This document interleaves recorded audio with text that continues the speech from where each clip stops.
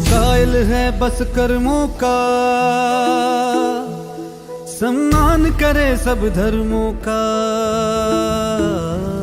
वो साथी है मजदूरों का, वो साहस है मजबूरों का। हमदर्द जवानों का है वो, और दोस्त किसानों का है वो। इंसाफ है उसकी आंखों में, वो एक है सचमुच लाखों में। वो धूप में साया बनता है, अब उसके पीछे जनता है। 10 मार्च को चमकेगा तारा अपने उत्तर प्रदेश का। स्वागत है 10 मार्च को अखिलेश का। स्वागत है 10 मार्च को अखिलेश का। स्वागत है 10 मार्च को अखिलेश का। स्वागत है 10 मार्च को अखिलेश का।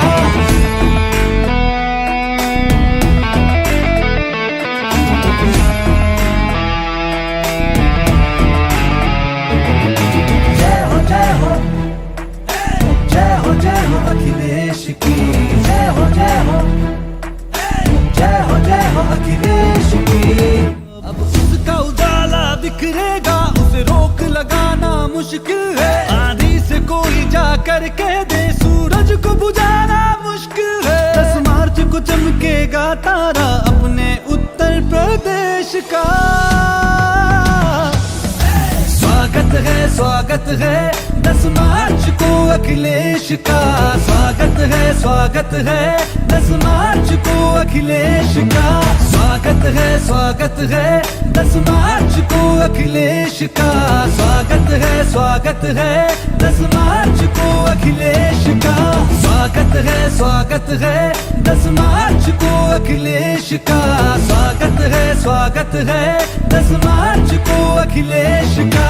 स्वागत है 10 मार्च को अखिलेश का।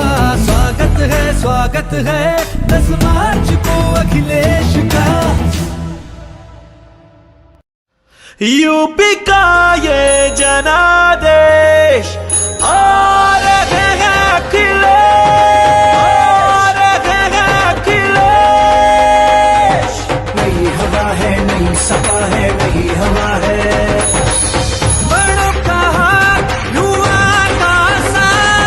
नई हवा है, नई सपा है, नई हवा है, नई सपा। 22 में बाइसिकल।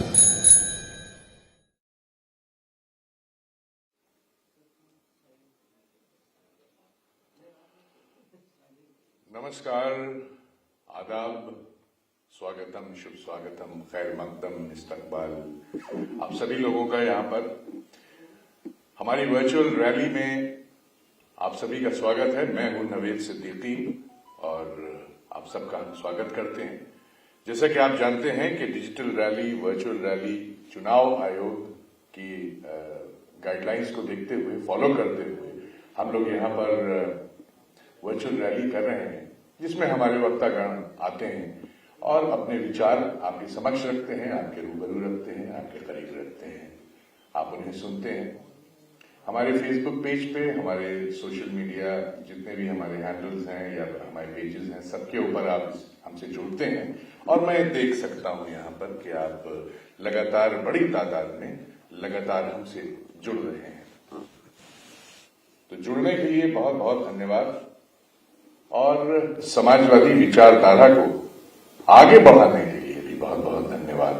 हमसे जुड़े रहिए और इसी कड़ी में जैसा कि आप जानते हैं हमारे वक्त आते हैं, एक सेशन मॉर्निंग में होता है, सुबह होता है और एक शाम को होता है। आज हमारे साथ एक अहम शख्सियत है यहाँ पर, बहुत ही अहम शख्सियत जो किसी तारुफ की मोहताज नहीं है। मैं बात कर रहा हूं श्रीमती जूही सिंह जी।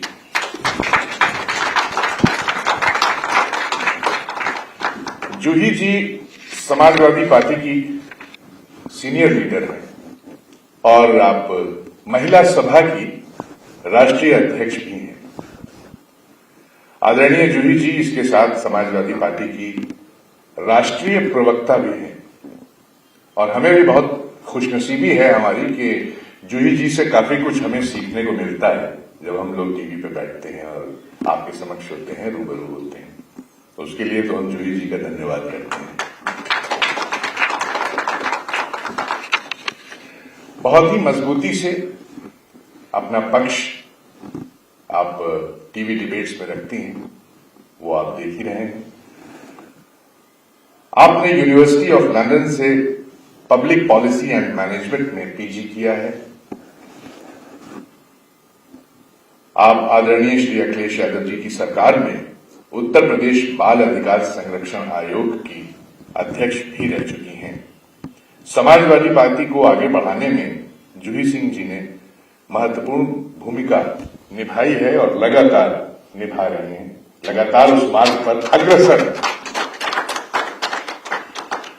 क्योंकि आज हमारे बीच आपके रूबरू आपसे मुखातिब होने जा रहे हैं एक अजीम शख्सियत जो महिला सभा की राष्ट्रीय अध्यक्ष भी हैं।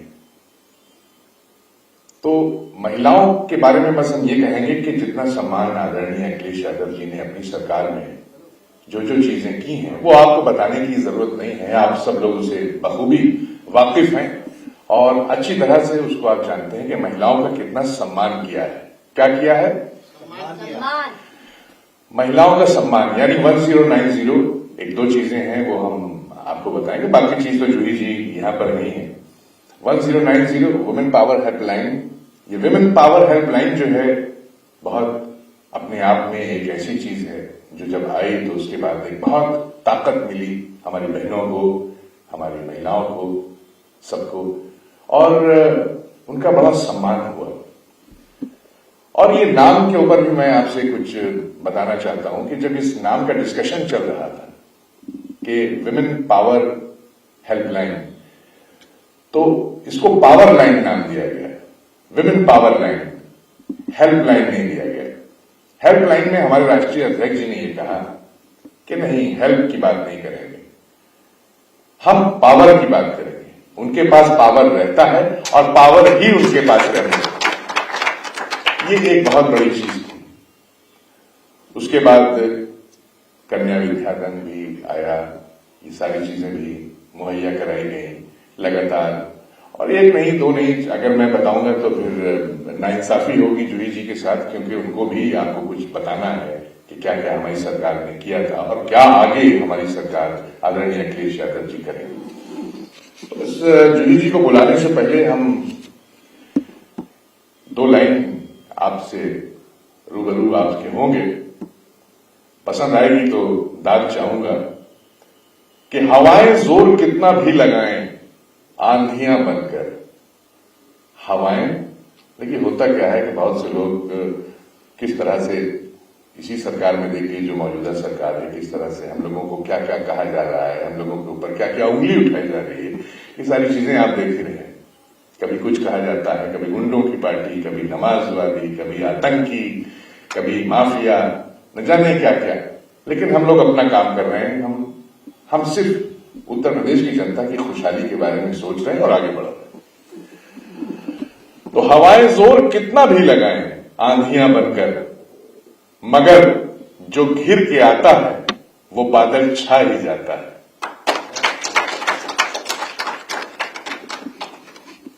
दीवार नफरत की मिलकर गिराएंगे। ये जो नौजवान हमारे यहां पर बैठे हुए हैं काफी तादाद में मैं देख रहा हूं, ये आपके लिए है कि दीवार नफरत की मिलकर गिराएंगे, यूपी की सड़कों पे साइकिल चलाएंगे। और कहती है जनता ये एक दूसरे से, कहती है जनता कहती है जनता ये एक दूसरे से। फिर से हम अखिलेश यादव बुलाएंगे, फिर से हम अखिलेश यादव बुलाएंगे। जो भी हमने किए थे वादे हमने उन्हें निभाया है, जो भी हमने किए थे वादे हमने उन्हें निभाया है।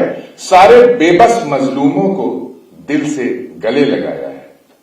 हमने अपनी योजनाओं को घर घर तक पहुंचाया है। हिंदू, मुस्लिम, सिख, ईसाई सबका मान बढ़ाया है। करते हैं वादा करते हैं वादा ये एक दूसरे से, फिर से विकास की गंगा बहाएंगे, फिर से विकास की गंगा बहाएंगे, यूपी की सड़कों पे साइकिल चलाएंगे। क्या चलाएंगे? साइकिल चलाएंगे। तो अब अपनी वाणी को यहीं पर विराम देते हुए मैं आमंत्रित करता हूं आदरणीय जूही सिंह जी को कि वो आए और आपके रूबरू हों और अपनी बात आप तक पहुंचाएं। लाखों करोड़ों लोग आपका बेसब्री से इंतजार कर रहे हैं। जूही जी, आप प्लीज तशरीफ लाइए।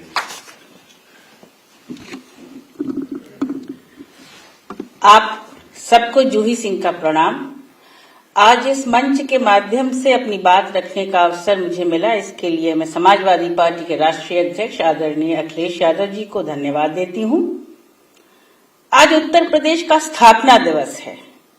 उत्तर प्रदेश के हर नागरिक के लिए बहुत हर्ष और गर्व का दिन है, साथ ही आत्मचिंतन और आत्ममंथन का भी दिन है। कुछ दिन बाद 26 जनवरी है। 26 जनवरी जब हमारा पूरा देश गणतंत्र दिवस मनाएगा, इसके लिए हम सबको शुभकामनाएं, अग्रिम शुभकामनाएं। हम सब एक स्वतंत्र गणतांत्रिक देश के नागरिक हैं और अब हम सब की ये जिम्मेदारी है कि हम याद रखें कि जो स्वतंत्रता हमें मिली है वो कितने बलिदान, कितने संघर्ष, कितने त्याग के बाद मिली है। और उस स्वतंत्रता को पाने के बाद तत्पश्चात डॉक्टर अंबेडकर के नेतृत्व में हम भारत के लोगों ने अपने संविधान की संरचना स्वयं की, अपने आप को अपना संविधान दिया। वो संविधान जो राष्ट्र, धर्म और लोकतंत्र को एक दूसरे का स्वाभाविक पूरक मानकर उन विचारों और नीतियों का उल्लेख करता है जिन्हें मूर्त रूप देने के लिए हम संविधान द्वारा प्रदत्त मताधिकार का प्रयोग कर अपने विवेक के अनुसार सरकारों को चुनते हैं। उन सरकारों को चुनते हैं जो संविधान से प्रेरित समता मूलक समाज का निर्माण करें, एक ऐसी व्यवस्था स्थापित करें जो जन भागीदारी, न्याय, बराबरी और लोक कल्याण पर आधारित हो। आज जरूरी है कि आपसे ये बात मैं कहूं, क्योंकि कालखंड के जिस मकाम पर हम खड़े हैं और आज जो हमारी वर्तमान सरकार है, उसके द्वारा संवैधानिक मूल्य का सुनियोजित और सुनिश्चित तरीके से हनन किया जा रहा है।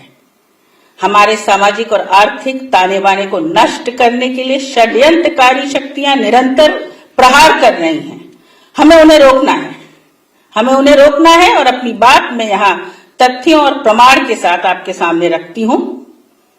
एक उदाहरण देती हूँ, नोटबंदी और उसके बाद जीएसटी की जटिल प्रक्रिया जिसने छोटे और मझोले व्यापारियों को बर्बादी के कगार पे ला दिया, उद्योग और कारखाने बंद कर दिए, रोजगार के अवसर भी खत्म होने लगे। उसके बाद आई महामारी, कोविड महामारी की पहली वेव, जिसने देश को वो भयावह मंजर दिखाया जहां चुनी हुई सरकार मूर्ख दर्शक बनकर खड़ी हुई थी और लाखों प्रवासी परिवार हजारों किलोमीटर का सफर तय कर रहे थे अपने घर पहुंचने के लिए। सरकार केवल देख रही थी। न सरकार ने आर्थिक मदद की, न यात्रा में सुविधाएं प्रदान की, न दवाएं, न खाना। चुनी हुई सरकार का कोई तो धर्म नहीं निभाया हमारी सरकार ने। आत्मनिर्भर कर दिया जनता को बड़ी निर्ममता से, जब सरकार की सबसे ज्यादा आवश्यकता हमें थी। गरीब गरीब होते गए और आर्थिक संसाधन कुछ हाथों में केंद्रित होते गए।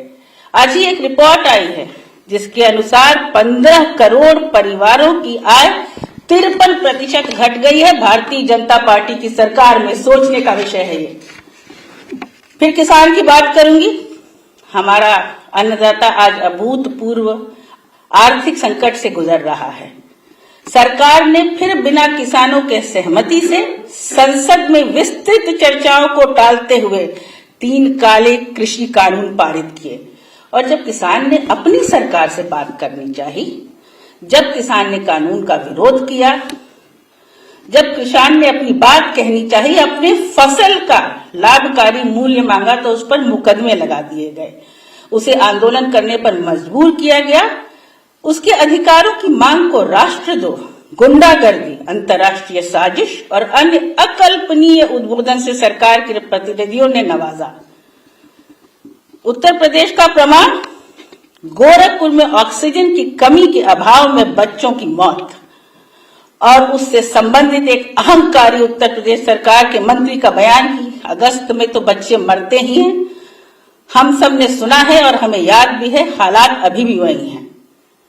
जब हजारों किसानों की मौत हो गई तो भारी दबाव में सरकार ने कानून वापस तो ले लिया, लेकिन आश्वासन नहीं दे पाई सरकार कि क्या किसान को उसकी फसल का उचित मूल्य मिलेगा, क्या न्यूनतम समर्थन मूल्य उनका लीगल अधिकार होगा। यही तो किसान मांग रहे थे ना।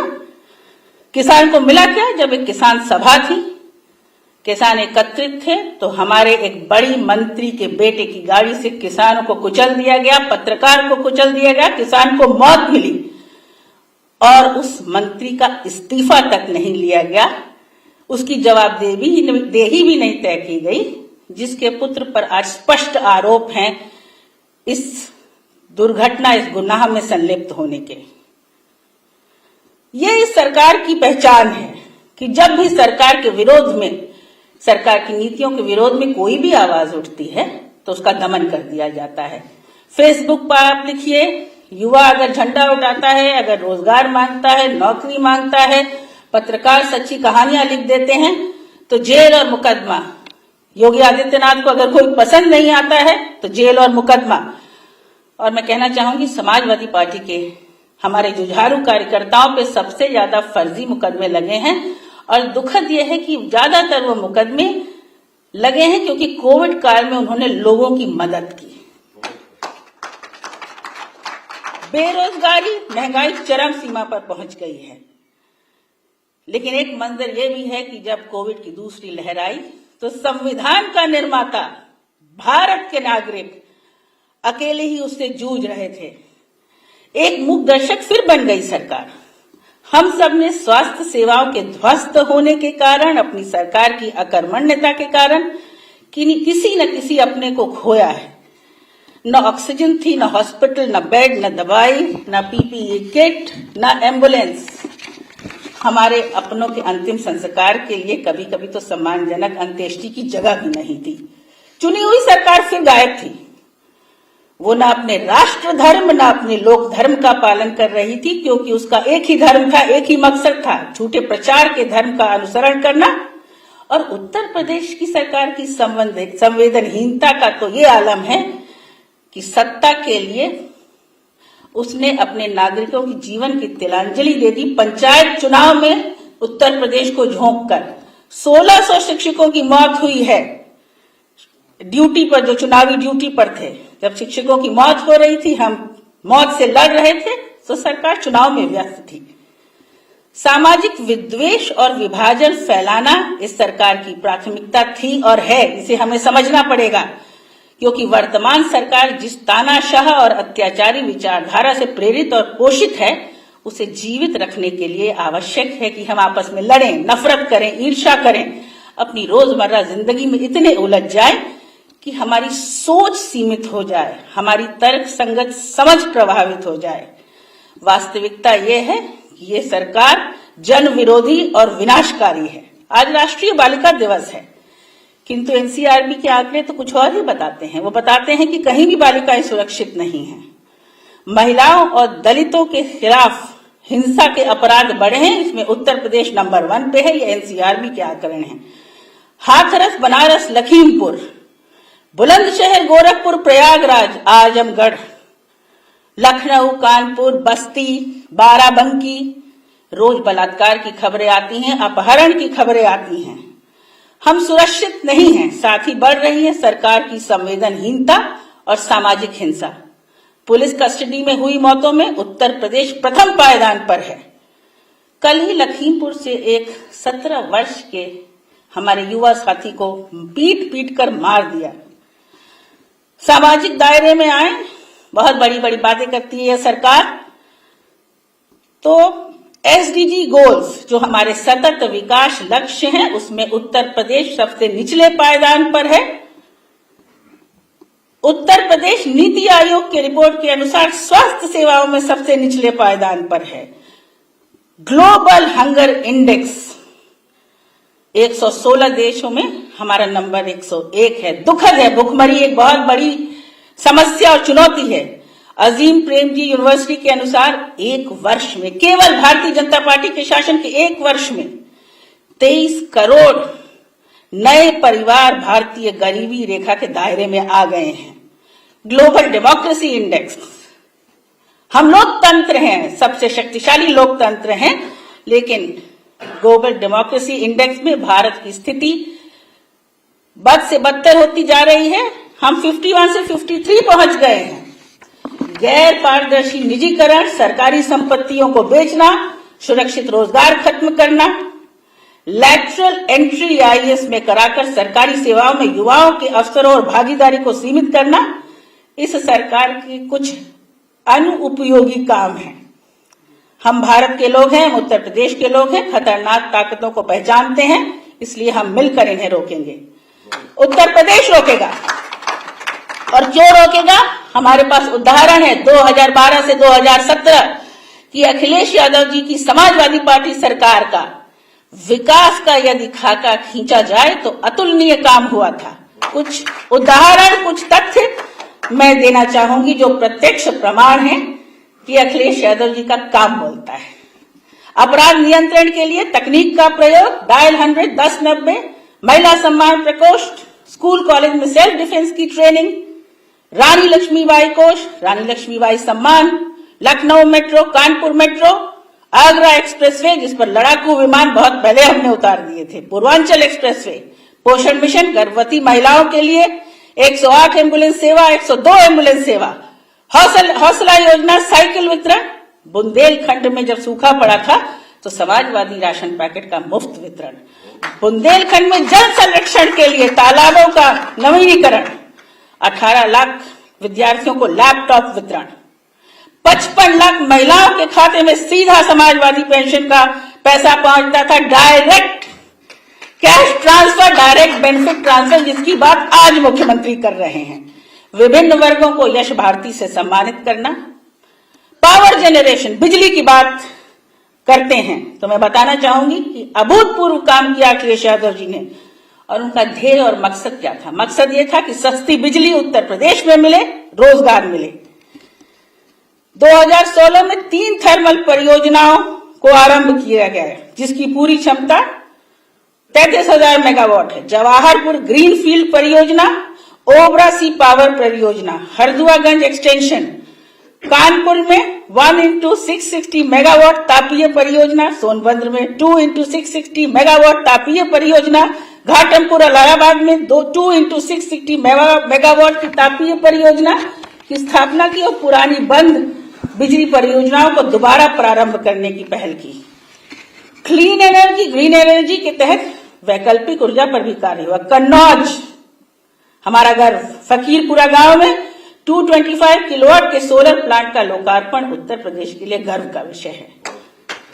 सभी जिला मुख्यालयों को 4 लेन से जोड़ना, नोएडा में एलिवेटेड रोड, गाजियाबाद में सबसे लंबी एलिवेटेड हिंडन रोड का निर्माण किया। आशा ज्योति केंद्र लखनऊ में, कैंसर हॉस्पिटल गोरखपुर में 500 बेड का शिशु व मातृत्व अस्पताल, लखनऊ में 500 बेड का शिशु व मातृत्व अस्पताल, गोंडा में मत्स्य रिसर्च इंस्टीट्यूट, हर जिले में पॉलिटेक्निक, आईटीआई, इकाना स्टेडियम जिसमें मुख्यमंत्री फोन का वितरण कर रहे थे, जनेश्वर मिश्र पार्क। वृक्षारोपण में बहुत पहले अपनी सरकार में हमने गिनीज बुक में एक दिन में वृक्षारोपण का रिकॉर्ड कायम किया।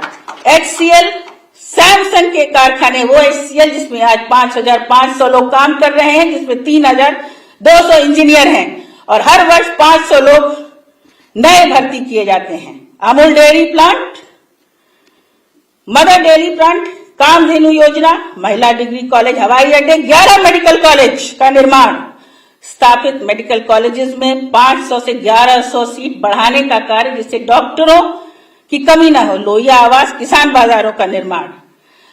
सारांश इसका बस ये है जो मैं आपको बताना चाहती हूं कि संविधान द्वारा प्रदत्त और अपेक्षित अपने हर कर्तव्य का पालन अखिलेश यादव ने किया। एक मुख्यमंत्री पद पर पूर्ण मर्यादा के साथ उत्तर प्रदेश को विकासोन्मुखी सोच से उन्नति के मार्ग पर अग्रसर किया। राष्ट्र धर्म और लोक धर्म का ऐसा उदाहरण स्थापित किया कि वर्तमान मुख्यमंत्री अभी तक अखिलेश यादव जी के किए हुए कार्यों का लोकार्पण और उद्घाटन ही कर रहे हैं। फर्क है, और ये फर्क हम उत्तर प्रदेश के नागरिक समझ चुके हैं। अब समय है हम अपने कर्तव्य का निर्वाह करें और एक ऐसी सरकार का चुनाव करें जिसने जो चुनावी घोषणाएं की उन्हें पूरा किया और उससे बढ़कर कार्य किया। समाजवादी पार्टी के हमारे राष्ट्रीय अध्यक्ष प्रतिदिन एक जन कल्याणकारी संकल्प लेते हैं जिसे 2022 में अपनी सरकार आते ही वो पूरा करेंगे। इसमें से कुछ संकल्प मैं आपके सामने रखना चाहती हूँ। 300 यूनिट बिजली मुफ्त, हर जरूरतमंद के खाते, महिला के खाते में 18,000 रुपए प्रतिवर्ष, 2005 से पहले की व्यवस्था अनुसार पुरानी पेंशन व्यवस्था बहाल, आईटी क्षेत्र में 22 लाख रोजगार, किसानों को सभी फसलों का न्यूनतम समर्थन मूल्य निर्धारित किया जाएगा, नौजवान और छात्रों को निःशुल्क लैपटॉप वितरण किया जाएगा, बीमा और पेंशन की व्यवस्था की जाएगी, मुफ्त सिंचाई, नगर स्तर पर अपने क्षेत्रों में काम करने वालों को नगर सम्मान, यश भारती सम्मान, किसान आंदोलन में जो हमारे भाई, जो हमारी बहन शहीद हुए हैं उनके परिवारों को 25-25 लाख रुपए। अरे उन्होंने तो इतना भी सोच रखा है कि सांड से मारे जाने वाले लोग जो अधिकतर ग्रामीण क्षेत्र में होते हैं उनके परिवारों को 5 लाख रुपए की आर्थिक सहायता हम करेंगे। गन्ना किसानों का 15 दिन में भुगतान, किसानों के लिए ब्याज मुक्त कर्ज की सहज उपलब्धि, बीएड शिक्षा मित्र का समायोजन, आशा, आंगनवाड़ी, गणित और विज्ञान के जूनियर स्कूल शिक्षक, उर्दू शिक्षक, बीटीसी, रसोइया, मिड डे मील, रोजगार सेवक, जहां जहां भारतीय जनता पार्टी ने जिनके साथ अन्याय किया है उन सब का हम समायोजन करेंगे, सरकारी नौकरियों में नियुक्ति करेंगे, मानदेय बढ़ाएंगे।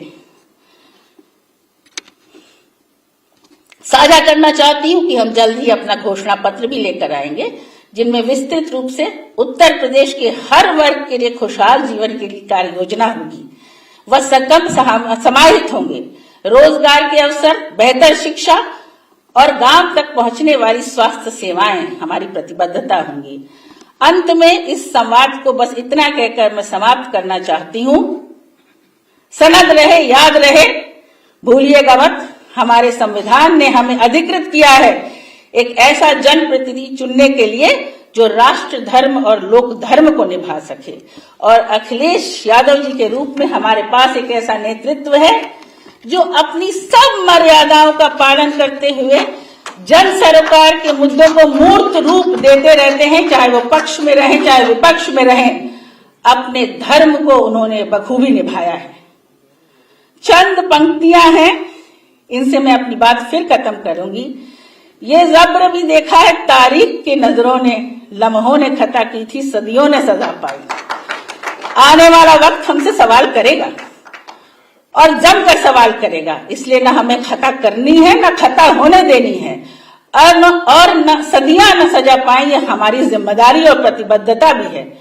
इसलिए संविधान को चुने, अखिलेश यादव को चुने, अपने अधिकार को चुने। जय भारत, जय समाजवाद।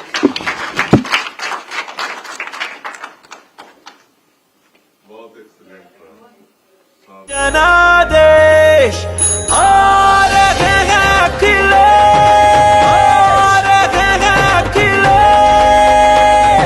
नई हवा है, नई सपा है, नई हवा है।